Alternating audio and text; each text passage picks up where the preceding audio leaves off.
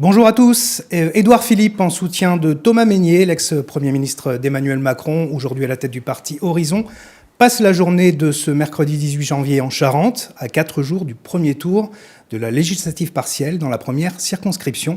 Édouard Philippe est l'invité de la rédaction aujourd'hui. Bonjour Édouard Philippe. Bonjour. Jean-Luc Mélenchon était également prévu aujourd'hui, il devait venir également en Charente. Il s'est décommandé en dernière minute. Il craignait a priori de ne pas avoir de train pour repartir à Paris. Pas vous ? Écoutez, il avait annoncé sa venue, il n'est pas venu. Moi, j'avais annoncé la mienne et je suis venu. Et rien n'aurait pu m'empêcher de venir soutenir Thomas Mesnier. Aucune grève n'aurait pu m'en empêcher. Donc je repartirai en voiture au Havre après la réunion publique qui se tiendra ce soir à Soyaux. Mais je tenais à être ici à Angoulême aujourd'hui pour dire à la fois mon soutien politique, puis aussi mon amitié personnelle pour Thomas Mesnier, qui est un excellent député et qui, j'espère, va rester le député de la première circonscription de ce département. Et d'ailleurs, vous étiez déjà venu à Angoulême, en Charente, pour appuyer la candidature de Thomas Mesnier. Absolument. Vous étiez venu en juin dernier. Vous étiez également venu pour les élections départementales. Vous revenez donc aujourd'hui. Et vous faites ça avec tous les philippistes ou alors vous avez quelques privilégiés ? Non, j'essaie de soutenir les candidats qui se présentent sous nos couleurs.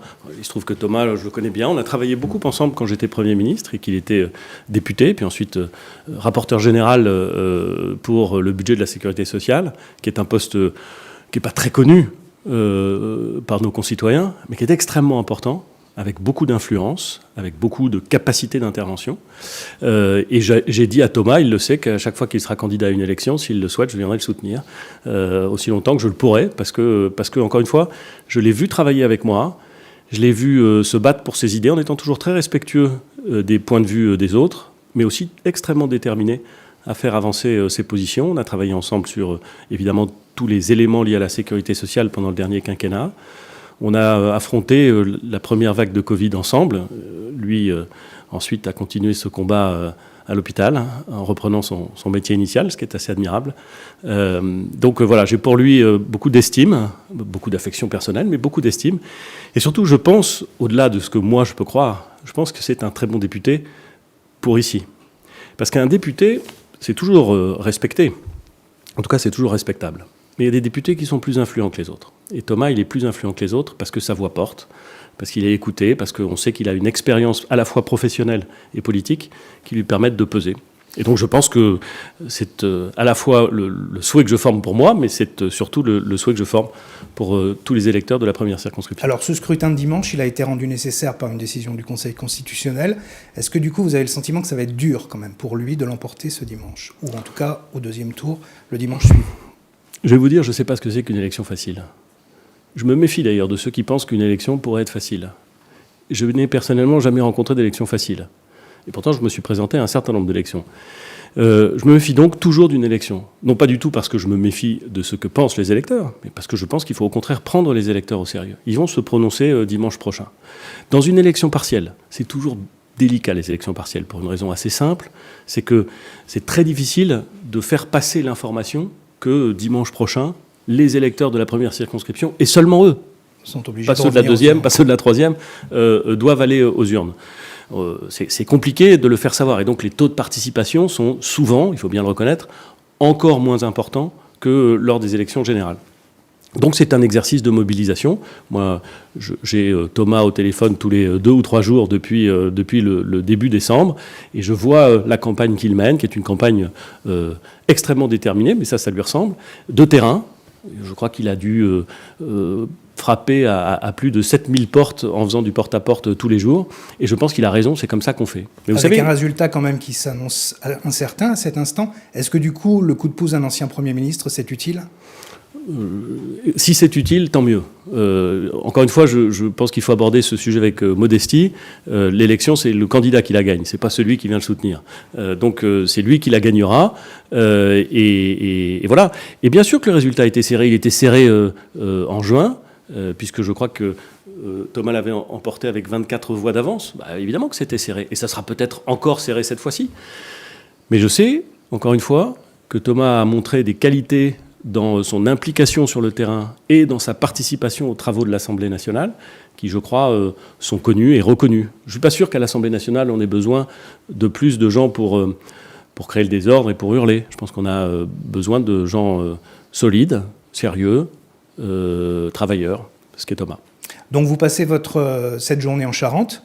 On a quelques images qu'on va faire défiler pendant notre échange, puisque on vous a suivi dans vos pérégrinations. Vous étiez donc notamment du côté de Jolival aujourd'hui. Absolument, j'ai visité l'usine d'embouteillage d'eau minérale, et c'était passionnant. D'abord, le site est assez extraordinaire, à l'intérieur de carrières. Et puis, il y a une technologie qui est tout à fait exceptionnelle, un produit totalement local. C'était une très belle rencontre, très instructive. Vous êtes allé aussi du côté du Moulin du Verger, la papeterie. Absolument, ouais. Et alors puis, c'était l'inverse. Et c'est intéressant, parce que c'est deux aspects du département qui sont intéressants. Dans un premier cas, c'était une approche industrielle d'un produit naturel, l'eau.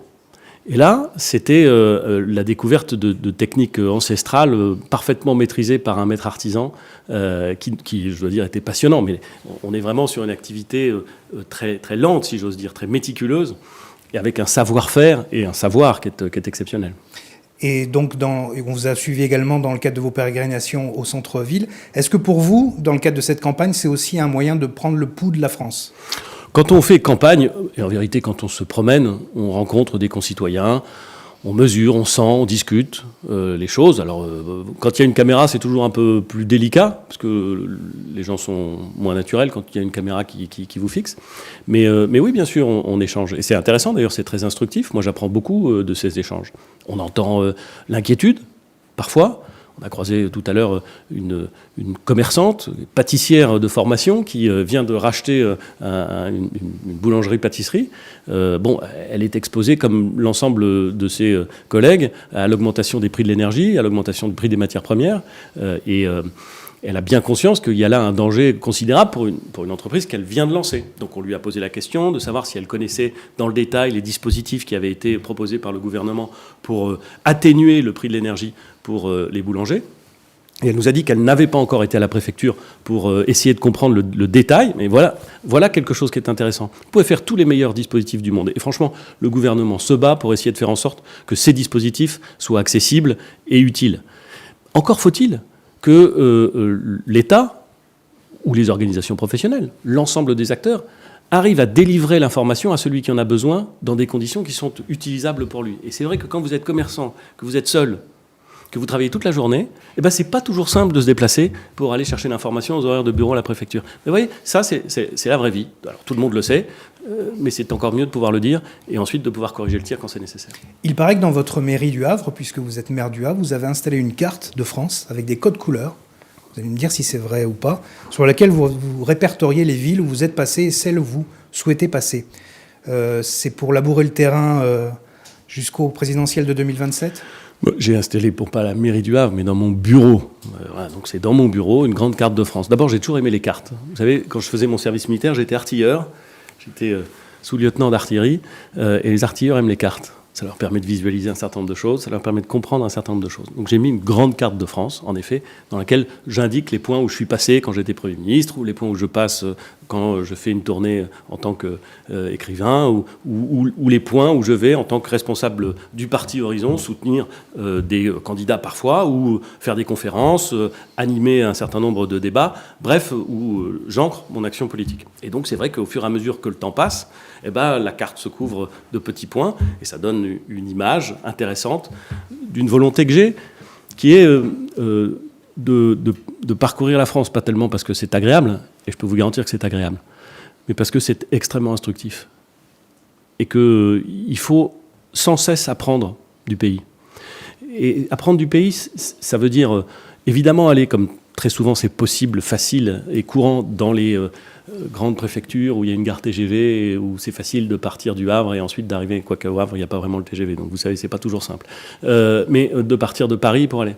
Mais ce qui m'intéresse, c'est justement de ne pas en rester là, d'aller dans les préfectures, d'aller dans les sous-préfectures surtout, d'aller dans des endroits où des maires, des commerçants, des femmes et des hommes, des responsables associatifs vous disent des choses qu'il faut entendre.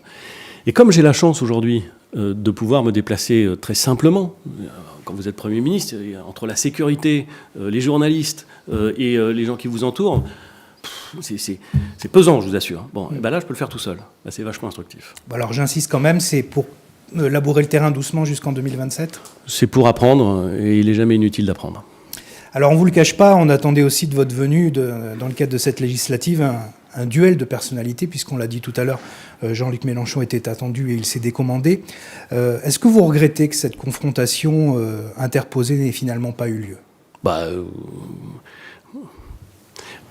J'ai eu l'occasion plusieurs fois de débattre avec Jean-Luc Mélenchon, lorsqu'il était député et que j'étais Premier ministre, à la télévision ou dans l'hémicycle.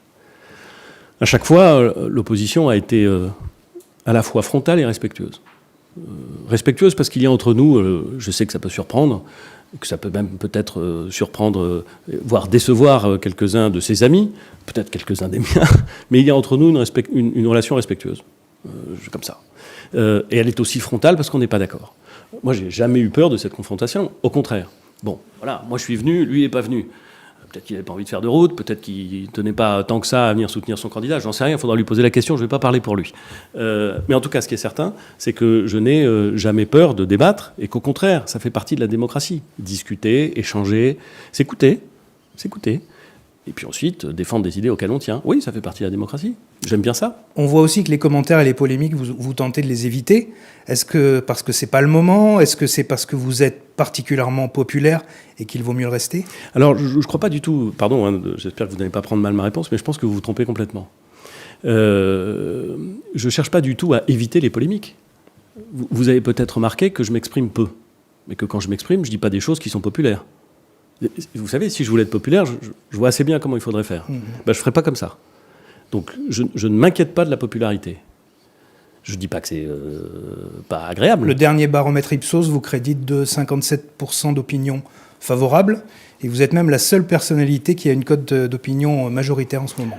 Eh bien, écoutez, c'est sans doute mieux que l'inverse, mais c'est le plus mauvais baromètre, ou plus exactement la plus mauvaise boussole de la vie politique et de la pensée politique. Donc j'essaie de ne pas trop m'en préoccuper, voyez-vous, et je dis ce que je pense. J'essaie de ne pas être dans le commentaire. Et on vit dans un monde politique où le commentaire sur ce qu'a pu dire quelqu'un d'autre a pris une place totalement déraisonnable. Qu'est-ce que je fais en ce moment ? Je lis, j'écris, je me promène en France, je rencontre des gens et j'essaie de réfléchir. Ça prend du temps, j'assume ça très bien, ça prend du temps.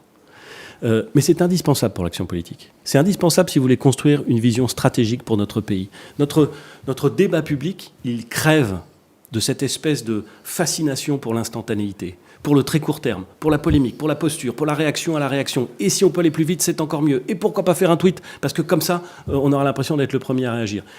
On peut mettre un petit peu de distance entre ça et ce qu'on veut faire pour la France. C'est ce que j'essaie de faire. Mais je ne dis pas des choses qui sont des choses faciles. Sur les retraites, j'ai toujours indiqué... On va en parler dans quelques instants. J'espère bien qu'on va en parler. Mais j'ai toujours indiqué quelle était ma position. Je n'ai pas changé d'avis, y compris quand ce n'est pas populaire, parce que je pense que c'est nécessaire. Donc voilà, je le dis peut-être avec un peu de solennité, mon objectif, c'est pas d'être populaire. Mon objectif, c'est de dire ce que je crois bon pour la nation. Alors cette législative partielle, pour laquelle vous êtes ici aujourd'hui, elle intervient justement à l'heure de la présentation de la réforme des retraites. Est-ce que d'abord, vous trouvez que c'est embêtant pour Thomas Mesnier, cette espèce de calendrier qui s'entrechoque ? Écoutez, c'est comme ça. C'est comme ça. La vie, c'est comme ça. La décision qui a été prise par le Conseil constitutionnel, elle a été prise par le Conseil constitutionnel. Elle a été prise, je crois, le 2 décembre, en tout cas au tout début du mois de décembre. On doit organiser une élection législative dans un délai qui est un délai... Il y a un délai minimum et un délai maximum. J'imagine que le ministère de l'Intérieur a voulu éviter les vacances de février, parce que organiser une partielle pendant des vacances, c'est vraiment pas la meilleure des choses. Là, c'est tombé maintenant à nous, à Thomas Mesnier, d'expliquer quelles sont ses positions sur l'ensemble des sujets, y compris sur celui-là. C'est peut-être, diront certains, faire campagne avec un vent de face. Le marin que je sais, c'est qu'un vent de face, ça peut quand même permettre d'avancer. Alors ces adversaires de la NUPES, vous vous en doutez, et vous l'avez probablement vu, s'appuient évidemment sur cet élément-là, sur la campagne, sur les retraites, pour le contrer. C'est de bonne guerre. Ben voilà, moi, ce qui m'intéresse, c'est qu'est-ce que disent ceux qui critiquent cette réforme. Hier, j'entendais un responsable syndical de la CGT, parfaitement responsable et sans doute autorisé à parler, et en démocratie, chacun est libre de dire ce qu'il pense, qui était au meeting de la NUPS. Et que disait-il ? Il disait « Moi, je veux la retraite à taux plein à 50 ans. » Ouais, il a le droit de le dire, il a même le droit de le penser. Bon. Sauf que moi, je crois qu'on peut toujours dire aux gens des choses formidables qu'ils pourraient avoir envie d'entendre, mais que quand ça se heurte à la réalité, c'est un problème. La vérité, c'est que nous vivons plus longtemps. C'est tant mieux, c'est une bonne nouvelle. Alors cette réforme des retraites, vous aviez tenté en 2019 de la mettre en place.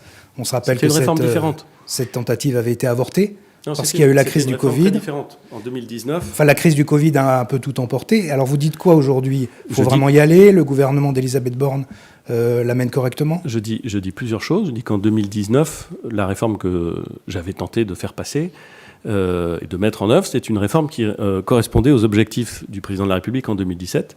C'est une réforme extrêmement ambitieuse avec un système unique, un régime universel par points. C'était une réforme redoutablement compliquée, qui a suscité des oppositions, mais je ne connais pas de réforme sur les retraites qui n'en ait pas suscité, je vais vous dire, et qui a dû être interrompue parce que le Covid a empêché le débat public et qu'il n'était pas du tout opportun de continuer cette réforme dans le contexte que nous connaissions à l'époque. Je pense que le président de la République a pris la très bonne décision et je suis totalement en accord avec la décision qui a été prise à l'époque. Aujourd'hui, la réforme qui est présentée est différente. Et d'ailleurs, Elisabeth Borne l'a dit très clairement, elle l'a dit au moment de la présentation dans sa conférence de presse, ça n'est pas la réforme de 2017 ou de 2019, c'est une nouvelle réforme qui repose sur une volonté d'équilibrer le système dans les années qui viennent. Ça explique le report de l'âge légal de départ et l'accélération de l'augmentation du nombre de trimestres à cotiser pour bénéficier d'une retraite pleine. Et elle comporte aussi, et c'est important de le dire, toute une série d'éléments qui sont des éléments plus favorables, qui sont des éléments de justice. Ça n'est jamais facile de faire une réforme des retraites. Moi, j'approuve totalement, je ne peux pas le dire plus simplement, j'approuve totalement cette réforme et toutes les réformes qui feront peser, plus exactement, qui permettront plus de prospérité nationale et plus de solidarité nationale en les faisant reposer sur plus de travail. Cette réforme va exactement dans ce sens-là, et pour cette raison, je la soutiens. 64 ans, c'est donc la décision qui a été prise. Vous souhaitiez aller au-delà. Vous aviez dit à un moment donné 65, 66, 67, non, du moins c'est ce qui se passe, aviez-vous dit, pour être tout à fait précis, dans d'autres pays européens. Et c'est important d'être précis, pour ne pas tomber... Attendez, pardon, je vous interromps. Mais si on ne veut pas tomber dans ce que je disais tout à l'heure... C'est ce que j'ai dit, vous aviez le débat public, dit que les autres pays européens... Non, mais si on ne veut pas tomber dans ce que je disais tout à l'heure, un débat public qui n'est pas à la hauteur, alors il faut être précis dans ces termes. J'ai dit, et comment pourrais-je dire autre chose, que tous les autres pays d'Europe, confrontés au même problème que nous, avaient choisi des solutions qui reportaient sur 65, 66, 67. C'est comme ça, c'est un fait. Je n'ai pas dit que j'étais pour, je n'ai pas dit que j'étais contre, j'ai dit que c'était la réalité des autres pays voisins qui sont très attachés à la solidarité nationale, qui sont très attachés au sort des individus et des conditions de travail. Les Allemands, vous savez, la social-démocratie allemande, ça existe. Les Espagnols, gouvernement socialiste en Espagne. Gouvernement qui, à bien des égards, est une icône pour la gauche en Europe. Bon, les Espagnols, ils ont dépassé 66 ans. On peut trouver que c'est bien ou que c'est pas bien, mais c'est les Espagnols qui l'ont décidé, le gouvernement espagnol. Mais vous n'avez pas envie de dire 64 ans, c'est trop tôt. Donc, encore une fois, non, je dis pas ça. Je dis toute réforme, vous m'entendez ? Toute réforme qui permet plus de prospérité et plus de solidarité en les faisant reposer sur plus de travail est une réforme qui prend les Français au sérieux, qui est tenable et durable et qui bénéficiera à la nation. Est-ce qu'il faut la faire vite, cette réforme ? Vous savez, j'ai toujours pensé que les choses difficiles méritaient qu'on les fasse sans attendre. Voilà. Et donc, il faut les faire. Alors, les faire vite, qu'est-ce que ça veut dire ? Ça fait longtemps qu'on parle des retraites. J'ai l'impression, moi, d'entendre parler des retraites depuis que je suis lycéen. La première fois que j'ai entendu parler des retraites, c'était en 1986. J'avais 15 ou 16 ans. Et j'étais en seconde. Et on m'expliquait déjà, enfin c'était en 86, qu'à terme, le système de répartition à la française ne serait pas équilibré. Et qu'il allait donc falloir trouver des solutions pour équilibrer à terme. Bon, on y est à terme. Vous voyez, on y est. Et on n'a pas encore complètement équilibré le système. Et ça pèse sur la prospérité nationale. Et ça pèse sur les comptes de la nation.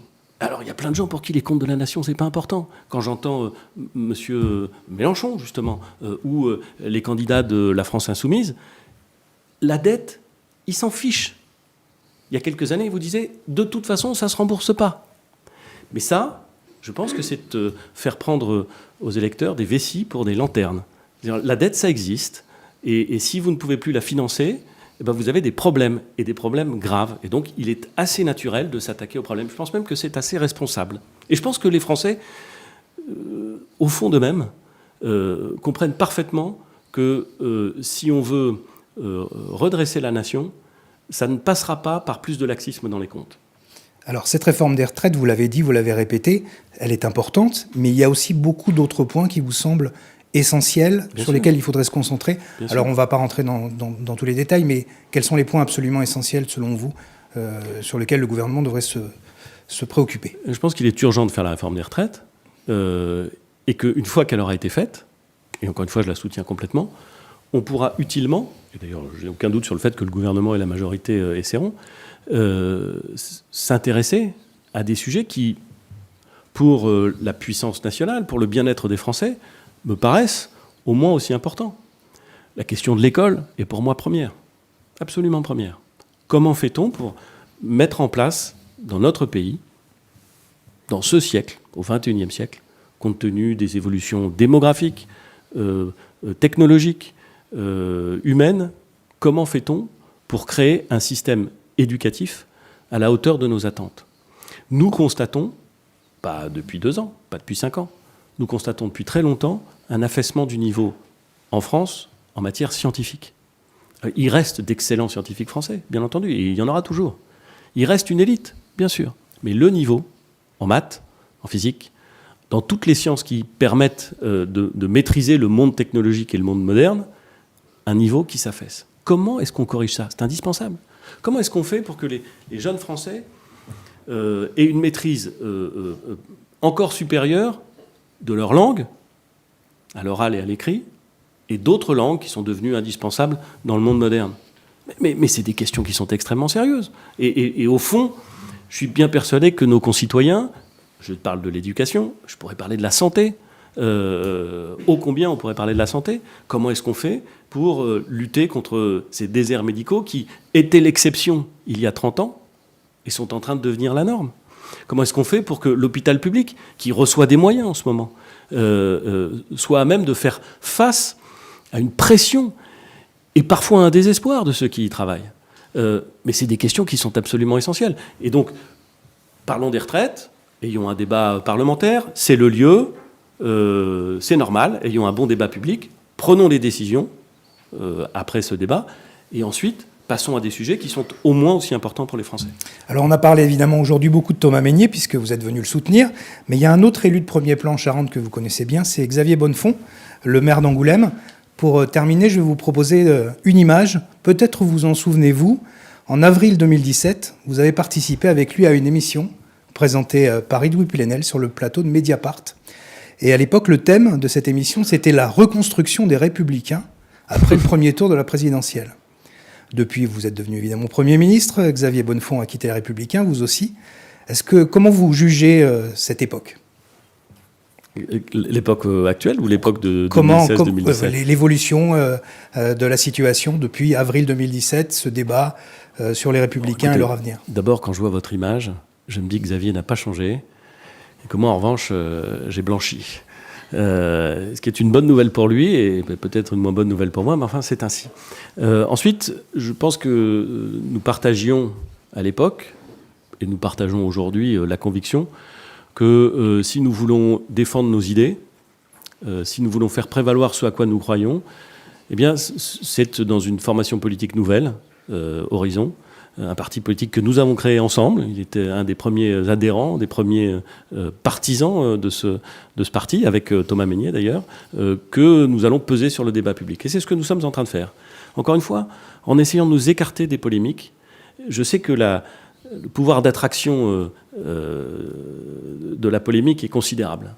Mais on va essayer de s'en écarter pour essayer de rencontrer, d'apprendre, de penser, de proposer, de penser stratégie plutôt que petite tactique, et de proposer aux Français un chemin qui permet de